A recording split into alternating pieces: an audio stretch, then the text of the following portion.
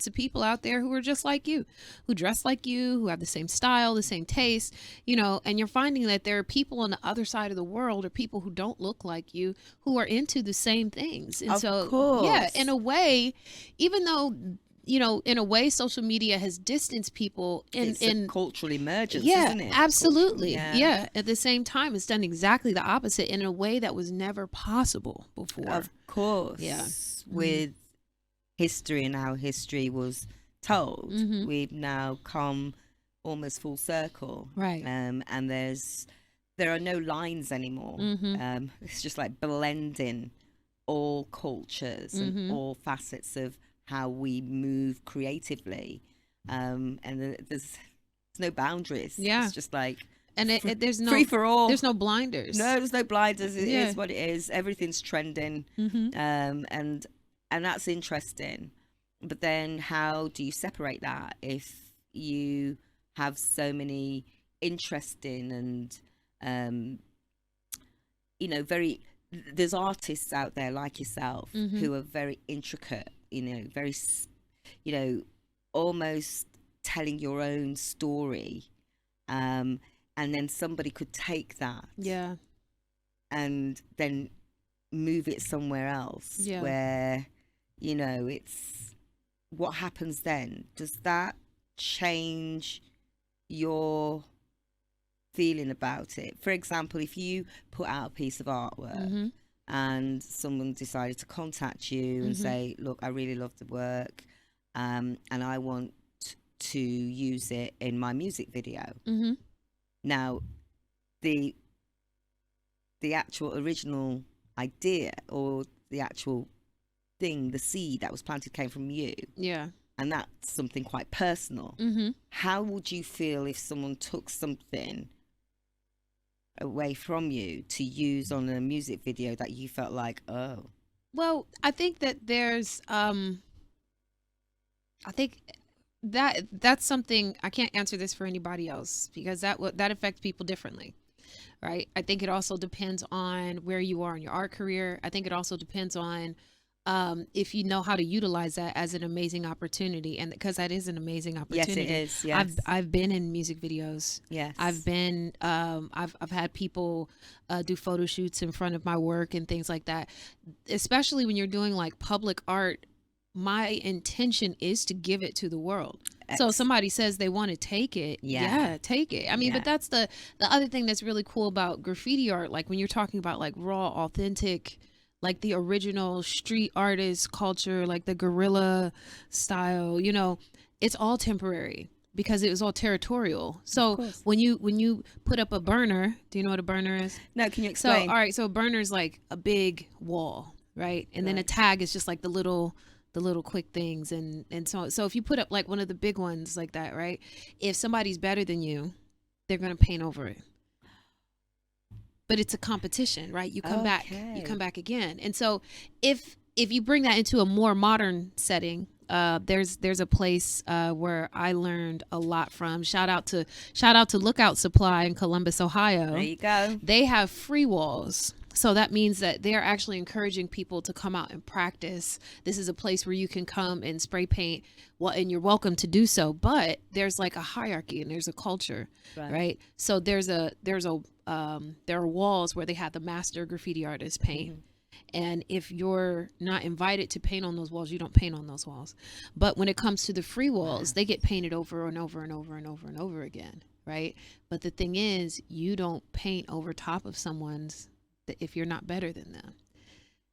So it's kind of like it's very territorial. Yeah, it is, but it's also it's about respect. And the thing is like because the thing you're looking at that, you need to learn from this. Of course. This is your elder, right? Yes. You need to learn from this before you know.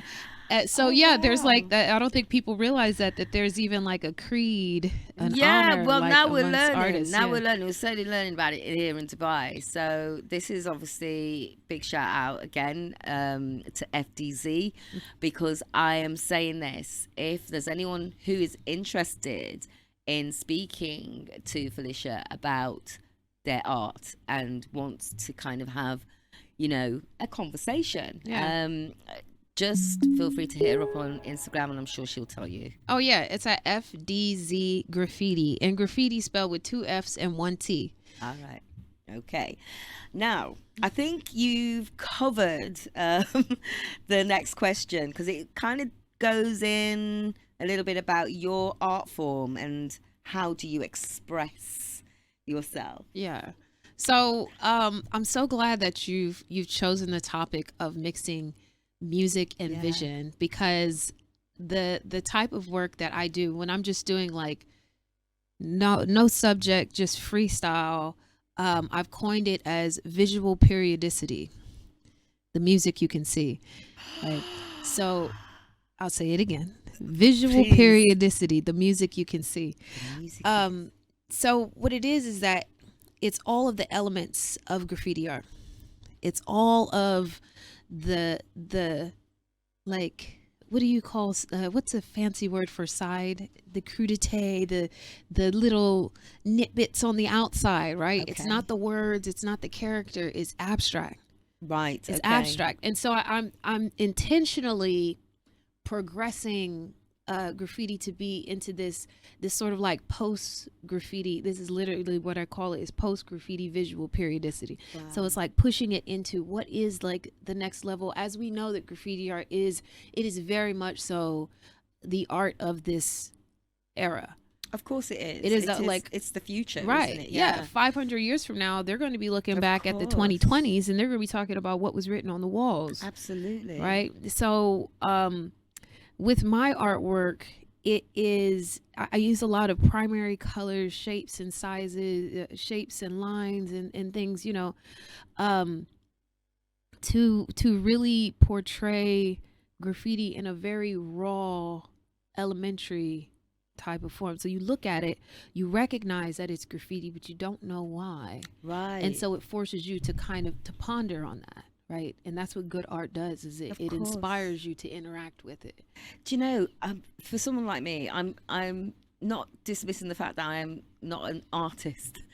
I'm left-handed, and in the UK we call it cabbie-handed, and I know the left brain is supposed to be all about creativity and art and expression, but in my case, I'm not a graffiti artist. I wouldn't know where to begin. I would be like the one who would just, I don't know, I would really mess it up. Oh, but I you would can, feel, though. I know you can't mess Look up. what I did to this shirt. Look, guys, just can we get a close up? Get Right. a close up of Look, the shirt. Look what I did to this. I messed it what up. what I is did it this that on I purpose. anyway?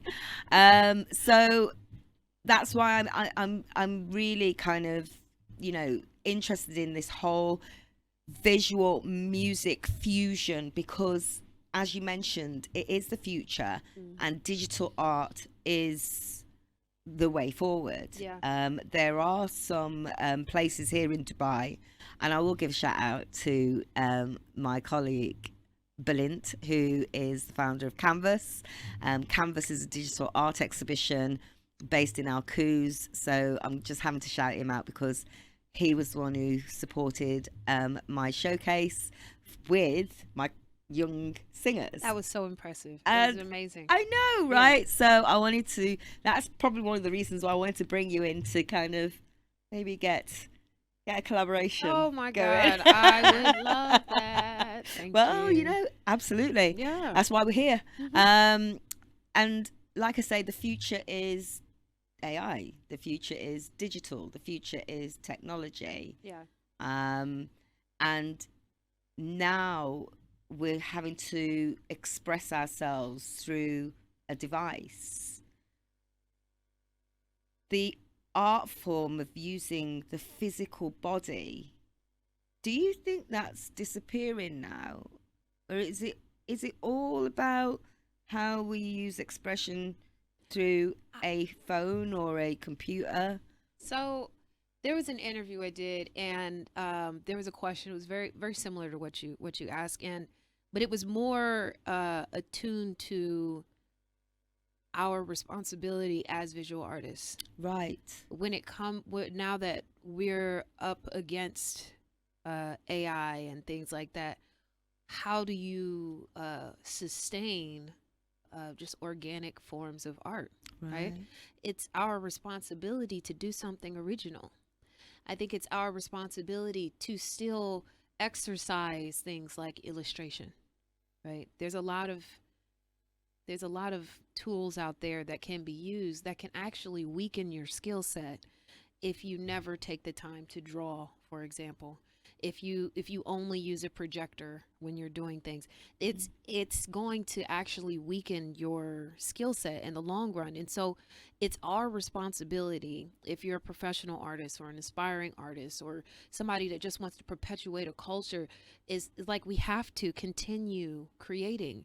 We have to continue existing, because no matter what, AI will never replace the original. It will never. It's just going to be a copy of a copy of a copy.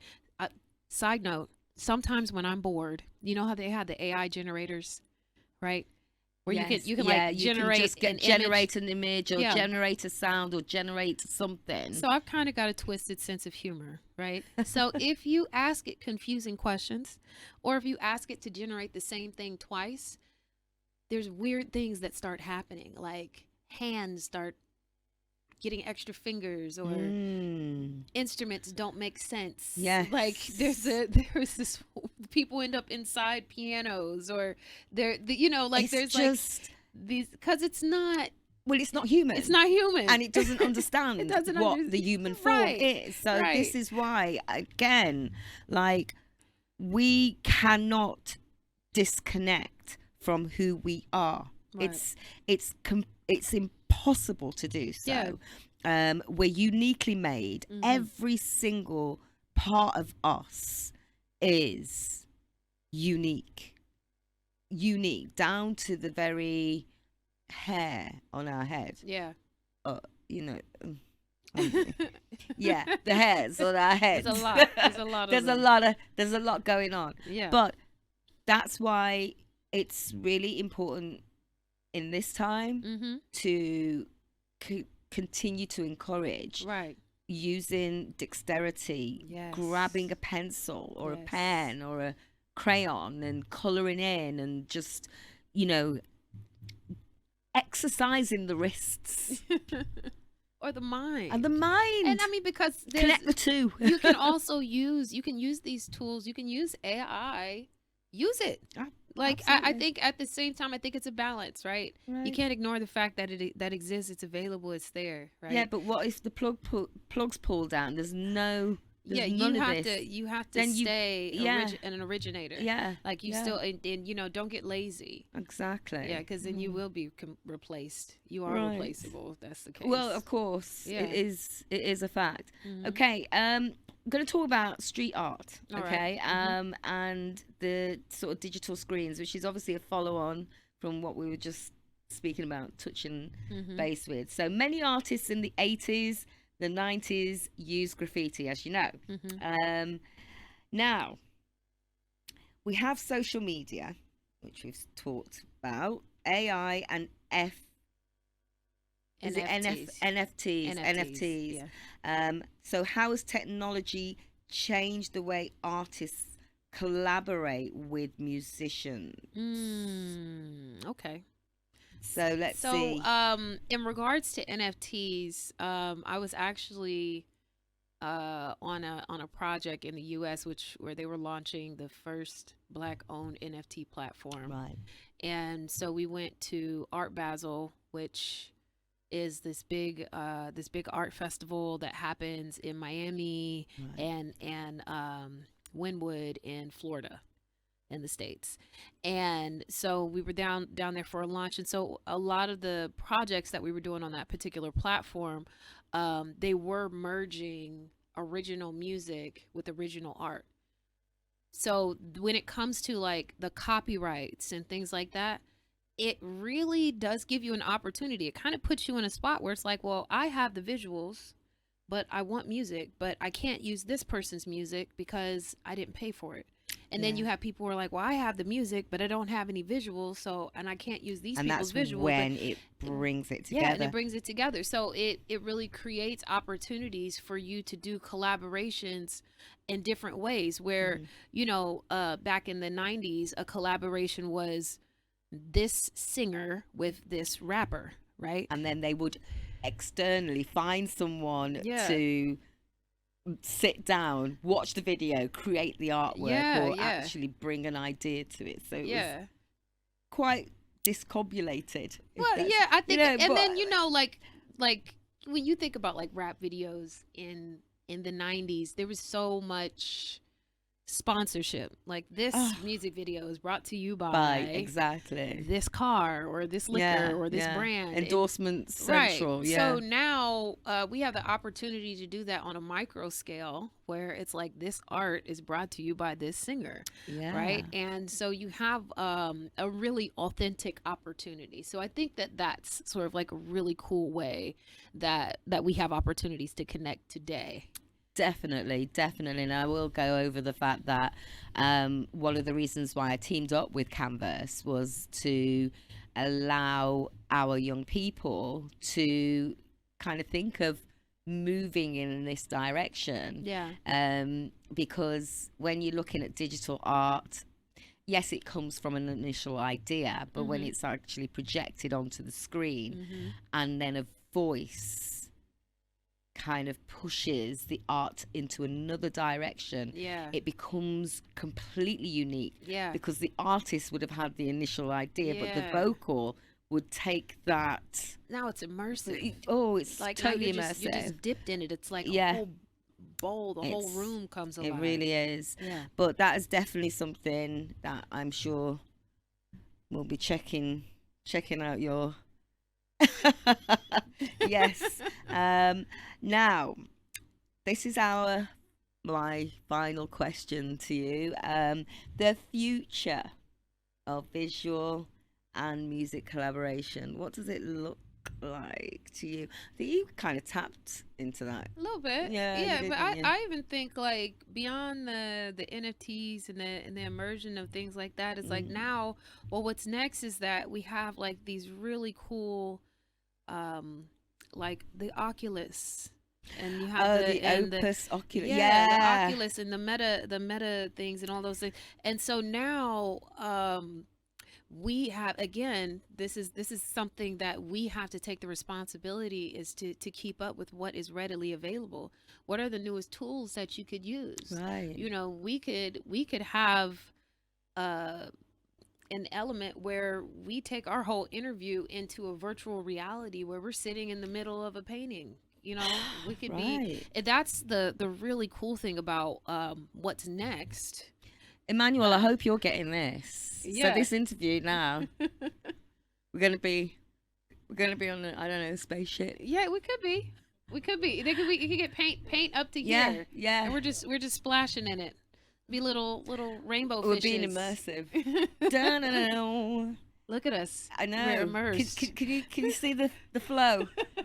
Yeah, man.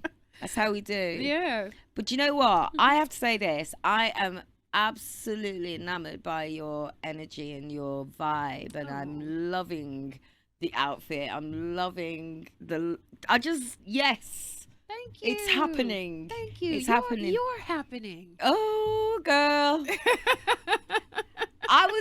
Do you know what, guys? I gotta tell you this, because I'm just like, I don't know. Sometimes I'm sat on this camera and Emmanuel's just going, wrap it up. Yes, I can see you. It's not like you don't try and hide behind the chair. You're right there. I can see you. And he's like, yeah, you need to ask this question, that question. And I feel like, as a Gen Xer, and as we've grown through the whole, you know, we've been behind the line, in front of the line, aside the line, above the line, below the line. We've seen it all. Yeah. Right? Yeah. We've been smack bang in the middle of boomers and millennials. Yeah. And we've had no choice but to fight the course. I know I'm going off track, guys. Just stick with me. Just stick with me. But sometimes I feel as though as we are, you know, we're kind of, we're not losing it. We're actually growing into something brand new as we age. Mm-hmm. And I feel like for us, this is like the most richest time to be in, like, you know, creatively. Yeah. Because we've got all this ammunition. Yeah. And the resources that we've had in the past that we can bring into this new arena, right? Sure. Because they don't know anything. They don't know. They don't know. Yeah, you know, they probably go Google, and it's just some kind. This is the thing that I think about, right? When you think about technology, I remember the first time I used a computer. It was in school. I'm going to show my age. Okay. That computer only had 3 colors. It had 3 colors. That was it. 3 colors. 3 colors. And it had like calculator graphics. Okay. And we're playing a game on it, and you had to use the arrow buttons to make to play the game, right? But then, right? Fast forward to I'm the beginning of Facebook. When I first got a Facebook account, you could not get a Facebook account unless you had a college email. Did you know that? The very first generation of Facebook followers, Facebook profile. Well, I'll ask your age off camera. Okay, but I'm telling you, you could not get on Facebook unless you had been admitted to college. Wow. So like, and I'm like a senior in high school, right? So that was like the thing for you to get your Facebook profile because you got accepted to college. Yeah. Wasn't it that that documentary with Mark Zuckerberg where they started Facebook, and you had to have a profile picture and you had to be part of an institute. That kind. I mean, that was never in it. I don't even recall that in the UK. Well, that's because it started with us. Again, then it got, by the time it got to you guys. Yeah, you know, we were all over it. Yeah, I just tell you this. I was just upset when I started seeing that children could be on. I know. Yeah, when I started seeing kids that were like 11, 12, 13, 14, I knew it was a problem. And like, I'm like, what? Like, this is not a good idea. Why would you unleash children on the internet like that? But look at it now. Yeah. I mean, but now there's been a lot of destruction, unfortunately, at the, you know, and there were some. Yeah, that's a whole other topic for a whole other day. But let me wrap up the timeline. So you go from calculator graphics computer, right, to the first Macs and iPads, and you know, when the computers were still the big box ones, but they were really cool because they were see-through and bright colors. And then now we're at touchscreen. Like, what I've witnessed in the evolution of technology, nobody else can appreciate that, because now you see babies in strollers with cell phones. They're starting off with cell phones. Can you imagine if they go through the vast graduation that I have witnessed? That is like beyond what we can imagine. It's beyond what we could imagine. It is. And I think COVID had a part to play in that, because obviously from the lockdown era, it was very much about the screen. The screen became the unseen entity that invited itself into every single home on the planet. And that's when you know what I did, though? This was a fun thing that I did during COVID. I bought myself an Oculus for my birthday. For my COVID birthday. Okay. Because I wanted to go to Cancun, Mexico. And you needed to go there. I wanted to, so I went in virtual reality. You went virtual? I did. Well. And I've been all over the world. I've been to Rome. I've been to Thailand. I've been to Tokyo. I was here in Dubai. And now you're here in Dubai. But the thing that was really cool is that there would be like these VR YouTubes where somebody just put a GoPro on the front of their car and they're just driving up and down, what's it called? Sheikh Zayed Road. So I was familiar with it before I got here.